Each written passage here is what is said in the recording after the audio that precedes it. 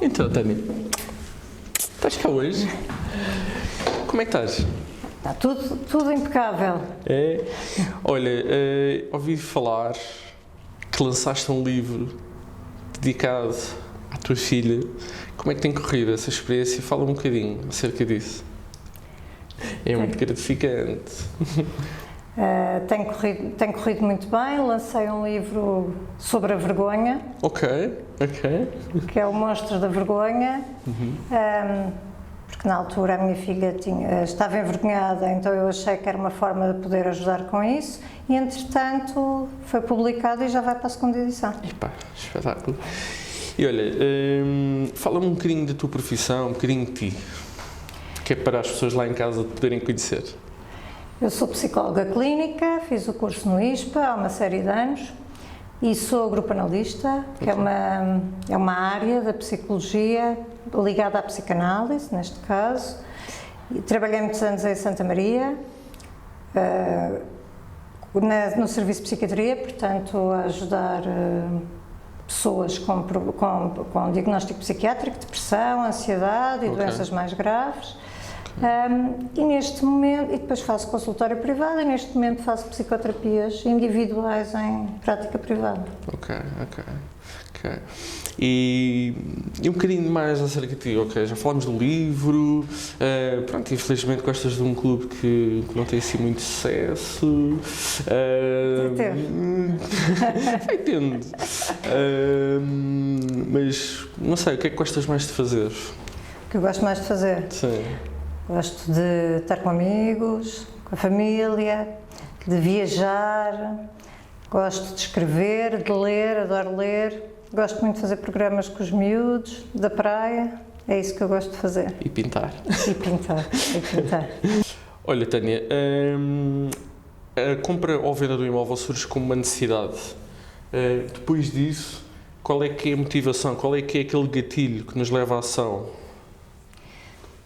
Eu penso que a compra de um imóvel, não é? Portanto, a compra de uma casa é extremamente importante porque tem uma representação simbólica de segurança e de contenção. Ou seja, ter uma casa é um abrigo e uma garantia para o futuro. É uma forma de garantir, tranquilizar que a pessoa não acaba a viver na rua, por exemplo, não é? Portanto, tendo uma casa, ganha uma segurança.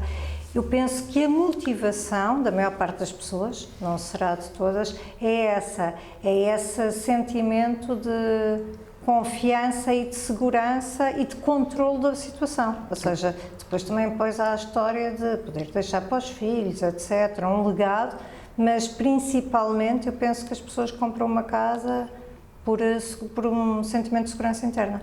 E por exemplo, isto poderá ser um processo muito longo, que a pessoa demora a com que isso aconteça, a desenvolver essa ideia. Há pouco utilizaste um termo maturação. Como é que poderá internamente cada um de nós desenvolver um bocadinho por aí, não é? Desde o momento em que a pessoa pensa pela primeira vez em comprar uma casa, não é? E comprar uma casa é um risco e é uma mudança. Portanto, é uma coisa diferente do que fizeram até agora, do que as pessoas tinham feito até agora. Não é? A primeira casa, estou a falar da primeira casa. Sim. A partir do momento em que a pessoa decide comprar a casa, há um processo emocional e de pensamento que vai desde esse período da primeira ideia até à compra efetiva, não é? E isso é um processo de maturação interna. Portanto, acho que as pessoas muitas vezes vão pesquisar, vão perceber quais é que são as condições, o que é que podem fazer, se sentem efetivamente mais confiança no processo, analisar as contas, etc. Porque não é só um processo racional, é mesmo um processo depois emocional, porque às vezes há pessoas que até têm mais do que dinheiro, mas têm medo de investir e, portanto, e dar o passo. Sim.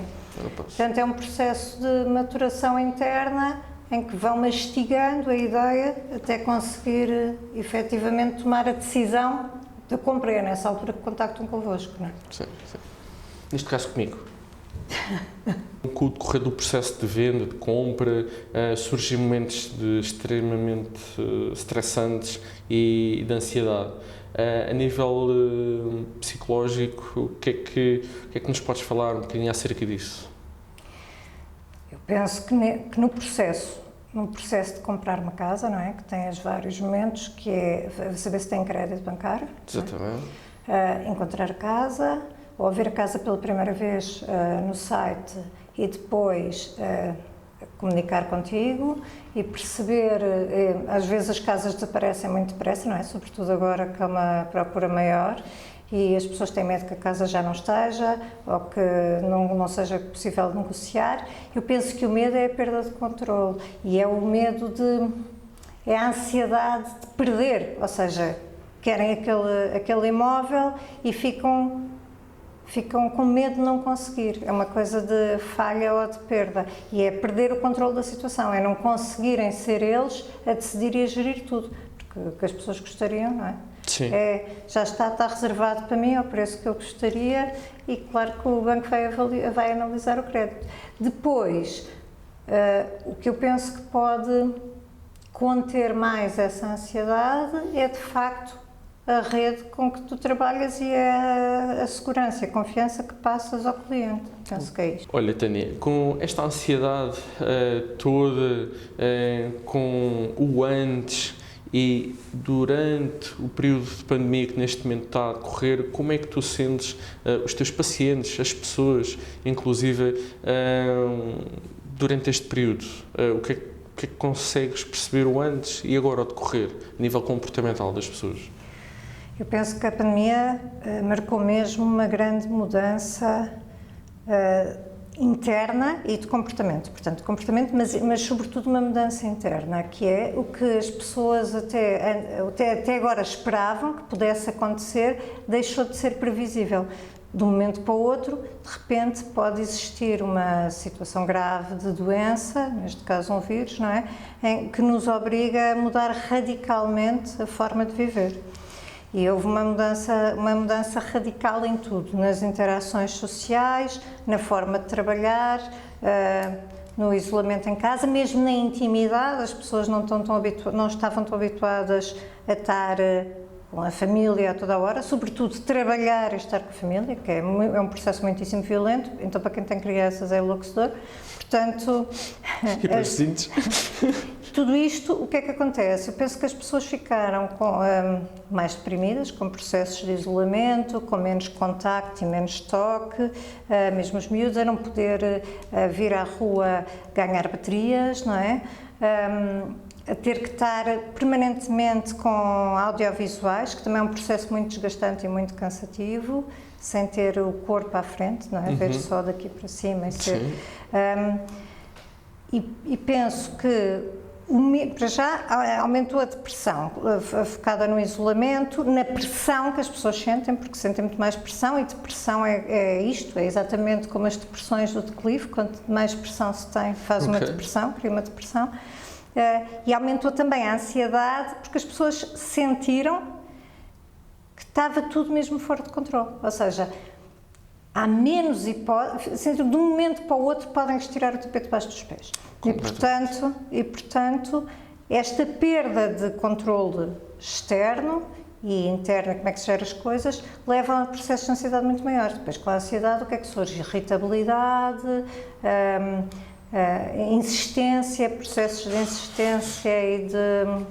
Completamente. Eu posso dizer, durante o primeiro e o segundo confinamento, eu tinha pedidos de informação aos imóveis que eu represento, 1, 2, 3 por dia, se fosse preciso, da mesma pessoa. Não é porque eu não estivesse a trabalhar, mas ou estaria ao telefone ou a tratar de outros assuntos que eu logo, numa primeira hora, se calhar não conseguiria dar um feedback à pessoa, mas eu senti que as pessoas entravam em contacto comigo, se fosse preciso até eu atender o telefone, e por exemplo, que não têm tanta paciência para esperar, não têm tanta paciência para esperar, querem logo no dia a seguir, se for preciso, uma resposta, e que por vezes não depende de mim, depende de outros serviços serviços. Aquilo que eu sinto, por exemplo, no meu trabalho, posso fazer aqui um comparativo do ano de 2019 para 2021, por exemplo, que o ano de trabalho eu levei com muito mais tranquilidade e com calma do que comparativamente o 21. Porque lá está, o medo da perda, porque como o mercado, felizmente, também está mais rápido, os imóveis também não duram tanto tempo no mercado, então as pessoas por vezes queriam visitar, olha, pode ser hoje, ou pode ser amanhã, e, infelizmente às vezes não é possível, porque já têm compromissos agendados, ou porque até as próprias casas não estão disponíveis, porque estão ocupadas. E sim, gerou muita ansiedade. E mensagens e telefonemas fora de horas, que antigamente as pessoas tinham a compreensão de aguardar. Mas pronto, é o que é. Mas essa perda de limites também, eu penso que aconteceu na própria vida das pessoas, ou seja, acho que mudou mesmo o paradigma. As pessoas antigamente tinham um horário de trabalho e agora, a trabalhar em teletrabalho, muitas das pessoas deixaram de ter um horário de trabalho. Trabalham depois do jantar, vão fazer mais não sei o quê e de repente acham que toda a gente funciona assim e que o mundo funciona assim e, portanto, quase que deixam de existir limites. Telefonar às 11 da noite passa a ser natural, não é? Porque elas ainda estão a fazer umas coisas de trabalho e, portanto, passa a ser natural telefonar às 11 da noite, que é uma coisa, é uma mudança. Comigo não dá, porque o meu telemóvel a partir das 8 da noite desliga-se. Não, mas pronto, eu faço isto por uma gestão de descanso, claro, e para conseguir claro. que leve a profissão o mais longe possível. Mas também aquilo que eu senti é que, como as pessoas estão mais ligadas ao computador, mais em casa, é que mais facilmente conseguem fazer uma pesquisa dentro daquilo que querem. Senti muito por aí, mas pronto, somos seres humanos, temos que nos adaptar aqui mesmo assim. Sim, e acho que agora lentamente as coisas vão se reestruturar um bocadinho. Sim, é uma fase de hábito. Olha, Tânia, vamos falar um bocadinho acerca de confiança, porque durante um processo de venda ou de compra do imóvel é sempre extremamente exigente e revela-se também muito diferente. E é sempre necessário construir aqui uma relação de confiança. No aspecto, o que é que nos podes falar um bocadinho acerca de confiança? Confiança é quando a pessoa procura o outro, neste caso, não é? Sim. É a pessoa, ou numa relação sentir-se mais compreendido e menos sozinho. Ok. Esta é uma relação de confiança, sentir que o outro pode ajudar de alguma maneira, compreender e ajudar de alguma maneira, não é? No vosso caso, no teu caso, acho que não depende só disso, a pessoa está muito insegura, não sabe como é que se faz uma primeira compra de casa, está um bocadinho perdida, é overwhelming, não é? Muitas casas, muitos processos e depois não percebe nada, o que é que se tem que pagar de impostos, etc. Portanto, há uma série de passos que têm que ser dados e que a pessoa não sabe que não consegue dar sozinha, e o que precisa de sentir é que, neste caso, um mediador, que és tu, entende a ansiedade e a angústia porque ela está a passar e que lhe vai ajudar a estruturar e a organizar o processo. Okay. Mesmo a estruturar o pensamento, que é, primeiro vamos fazer isto, não é? Que é pedir a avaliação ao banco e perceber se o banco dá avaliação, etc.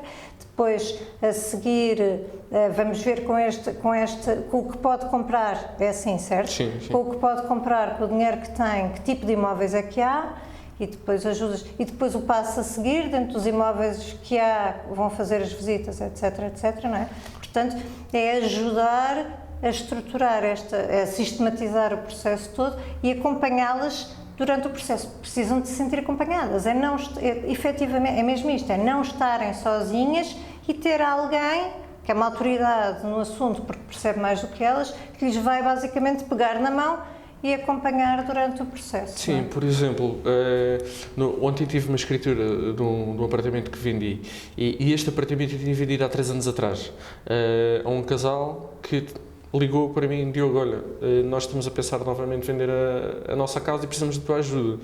Já os tinha ajudado 2 vezes, numa venda e numa compra. E ontem fizemos a venda do apartamento e, bem, foi aqui um processo desde novembro até ao dia de ontem, dia 1 de fevereiro, que, apesar das pessoas confiarem em mim e ficarem super tranquilas, e eu tive que... Foi um processo aqui muito desgastante, porque a própria Câmara Conservatória tinha documentação errada e eu tive que, pelo menos, ir 4 vezes a uma Câmara para tratar disto tudo. E eles, ao confiar em mim, eu só, na última semana, é que lhes disse: tivemos este problema, está resolvido, Diogo, nós estamos tranquilos contigo. E foi... Esse é um descanso, porque são processos super frustrantes. Para teres uma ideia, Tânia, eu cheguei ao ponto de falar na Câmara, de dizer à senhora: ok, muito bem, não quero retificar o documento, então tenho plena consciência que a pessoa vai fazer a escritura na quinta-feira e, se não fizer, poderá perder os 50.000 euros de sinal na escritura que temos que fazer na segunda-feira. E pronto, e a pessoa começou-me a falar como deve ser. E então eu tive que, olha, infelizmente tive que lhe falar um bocadinho mal, mas às vezes, para as coisas acontecerem, tem que ser assim. Mas ficou resolvido, e eles, no final da escritura, Diogo, por isso é que te ligamos. E isso às vezes... É gratificante. É brutal. Olha, Tânia, é normal. Todos nós somos seres humanos, criamos as nossas relações. Como é que eu crio as relações à minha maneira com as minhas pessoas, e como é que tu crias as tuas relações com os teus pacientes? Primeiro contacto e depois ao longo de variedíssimas consultas. Eu penso que as relações nas psicoterapias, não é? E comigo é criado por uma relação de empatia só, que é... Lá está, é outra vez a mesma história da confiança, que é a pessoa não se sentir sozinha e sentir-se compreendida. O que é que isto quer dizer? Eu, como terapeuta, tenho que me conseguir pôr nos sapatos do outro. Tal e qual. Ou seja, ponho nos sapatos do outro e consigo entender, mesmo emocionalmente, sem me confundir com o outro, o que é que o outro está a sentir. E, portanto, a pessoa, ao sentir-se entendida e validada no seu sofrimento, e também, por vezes, nós não fazemos só isto, não é? Isto é a primeira parte, e é criar o que se chama aliança terapêutica, que é nas primeiras sessões, que passa muito pela validação do sofrimento, pela empatia e pela compreensão. A pessoa sente-se vista e olhada e sente-se muito menos sozinha. Portanto, esta é a parte da aliança terapêutica. Depois disso há muitos outros processos e muitas outras coisas, que é o processo terapêutico, que vai ajudar mesmo a pessoa a criar, se quisermos chamar, competências e estratégias para analisar melhor as situações e depois conseguir lidar com elas, que é fazer padrões de associação entre comportamentos ou situações ou pessoas que teve no passado e que tem no presente e que poderá vir até no futuro, e perceber o que é que são situações em que se deixa maltratar ou que lhe provocam sofrimento, etc. E começar a estruturar e também a fazer um encadeamento e conseguir depois lidar com ela. E talvez alguns episódios que possam acontecer porque foram despoltados por coisas que aconteceram no passado e com que as pessoas consigam ultrapassar mesmo Exatamente, isso. Exatamente, conseguem identificar a situação, perceber que é uma situação que lhes provoca vulnerabilidade ou insegurança, e a partir daí conseguem estar mais preparadas para... Percebem que já aconteceu no passado, não sei se mais preparadas, mas pelo menos ficam mais tranquilas ao reviver a situação, porque já sabem o que é que está a acontecer, não estão completamente perdidas nem desorientadas, não é? E depois têm um terapeuta com quem podem ir falar sobre isso, e mesmo em situações de urgência podem contactar. Há sempre alguém do outro lado, e isso é também um colo muito importante. E desabafar ao fim de tudo e poderem falar sem rodeios e sem julgamento, não é?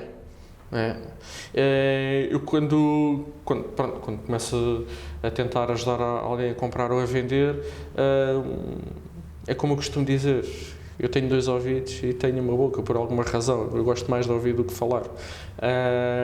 E conseguir compreender não só que a feliz à pessoa e a pessoa sentir que eu estou ao lado dela, que a posso ajudar naquele passo importante da sua vida. Para que já tive pessoas a chorarem, já tive pessoas irritadas, já tive pessoas... E lá está, depende do processo. Eu tanto ajudo uma pessoa solteira a comprar a primeira a sua casa, um casal, divorciados, heranças, e tudo é um processo. E também faço muitas perguntas para a pessoa sentir que eu estou ao lado dela. Mais do que um agente imobiliário que eu sou, eu gosto que a pessoa sinta que eu estou lá ao lado para poder ajudar. É por aí que eu gosto de criar os meus laços e tenho sempre o cuidado. Depois das escrituras, ok, a compra ou a venda está feita, mas não, o Diogo não foi embora. Gosto sempre de ir estabelecendo o contacto. Lá dentro, sim, fica uma referência interna. Gosto de ir estabelecendo o contacto, porque também gosto das pessoas com que vou lidando. E para mim é mais do que uma simples venda, é mais por aí. As pessoas, naturalmente, também me vão ligando ou enviando mensagens e vamos estabelecendo o contacto por aí. É gratificante, é muito bom conhecer pessoas que não conhecemos lá dentro também. É isso mesmo.